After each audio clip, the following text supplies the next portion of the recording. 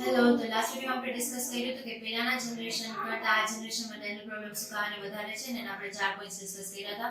પહેલું છે કે ન્યુટ્રિશન ડેફિશિયન્સી, બીજું છે કે આપણે બહુ જ વધારે જંક ફૂડ કે એસિડિક ફૂડ ખાઈએ છીએ, ત્રીજું છે કે આપણું વર્કલોડ ટીથને જે મળવું જોઈએ ઓછું થઈ ગયું છે, ચોથું છે કે કિડ્સમાં સ્ટીકી ફૂડ કે શુગરી ફૂડનું ઇન્ટેક વધી ગયું છે. તો આજના વિડીયોમાં ડિસ્કસ કરશું કે એ બધાને કેમ ટાળવું, કે ઓછું જંક ફૂડ ખાઓ અને ઓછું તમે એસિડિક ડ્રિંક્સ પીઓ, બીકોઝ સોફ્ટ ડ્રિંક્સના લીધે તમારું જે ઉપરનું દાંતનું જે પડ છે એ આરામથી ઘસાય છે લાંબા સમય, તો જેના લીધે દાંતમાં પ્રોબ્લેમ્સ જલ્દીથી વધી જાય છે.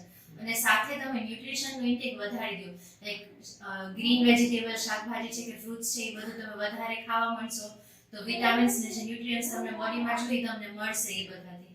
પછી સેકન્ડ પોઈન્ટ છે કે proper brushing. 10% of the population જ દિવસે ને રાતે 2 ટાઈમ બ્રશ કરતી હોય છે, બાકી આપણે સવારે જલ્દી બ્રશ કરીને નીકળી જાય છે અને સરખું બ્રશ કરે છે કે નહીં એ બી આપણને ખબર નથી. તો જે બ્રશ નથી થતો 24 અવર્સ તમારી મોઢામાં એ ફૂડ સ્ટક રહે છે, જેના લીધે વારે તમને ડેન્ટલ પ્રોબ્લેમ્સ થવાના ચાન્સીસ વધી જાય છે.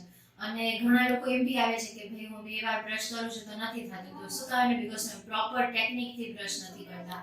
અને થર્ડ વુડ બી યરલી ડેન્ટિસ્ટને તમે વિઝિટ કરો. વર્ષે એકવાર સજેસ્ટેડ છે કે તમે તમારા ડેન્ટિસ્ટને વિઝિટ કરશો તો તમારા માટે બેનિફિશિયલ રહેશે. શું કારણ? બીકોઝ અર્લી સ્ટેજમાં તમને તમારા ડેન્ટલ ઇશ્યુઝ ખબર પડી જશે. તમને એવું લાગે કે હું જોઉં છું બરોબર છે, મને જરૂર નથી ડેન્ટિસ્ટ પાસે જવા, પણ એવું બી હોઈ શકે કે માઇનર એમાં કેવિટીઝ કે કાંઈ હોય તો અર્લી સ્ટેજમાં ડિટેક્ટ થઈ જાય. વરસ તમે લાસ્ટ મિનિટમાં અમારી પાસે આવો ને અમારે તમારે દૂધ કાઢવા સિવાય બીજું કાંઈ ઓપ્શન ન વધે, એટલે અર્લી સ્ટેજમાં ડિટેક્ટ થઈ જાય તો તમારા માટે બેનિફિશિયલ છે.